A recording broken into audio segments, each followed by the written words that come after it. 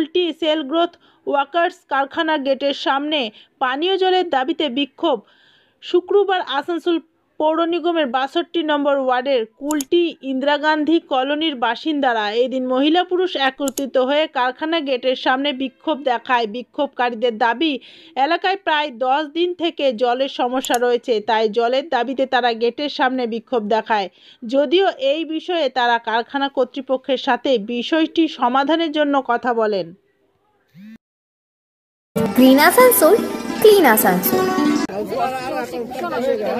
বাচ্চারা আছে, অসুস্থ মানুষ আছে, পেশেন্ট আছে, যে পুরো বেডে আছে, তার জন্য জলটা চাই। জল একদম মানে নেই, এক ফোঁটা জল নেই। কতদিন ধরে অসুবিধা? 10 দিনের উপরে। আপনি কোথা থেকে এসেছেন? তো জলটা যেন মানে দয়া করে অনুরোধ করছি আমরা সবাই মিলে, জলটা যেন পাওয়া যায়। মানে কি আপনারা কি স্কোর কোয়ার্টারে থাকেন? হ্যাঁ, আজ অনেকদিন ধরে, প্রায় 25 বছর ধরে আমরা আছি। আগে জল আসতো? হ্যাঁ, জল আসতো। মানে জল কি মানে একদম আসছে না? জন্য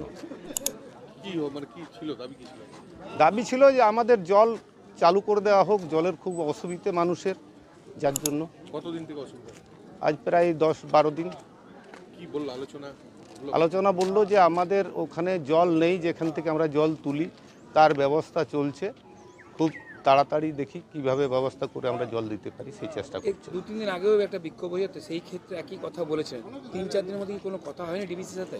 ডিবিসি জলের জন্য এসেছি সাহেবের কাছে। আমরা বিগত 10 দিন হলো আমরা কোনো জল আমরা পাচ্ছি না, এক ফোঁটা আমরা জল পাচ্ছি না।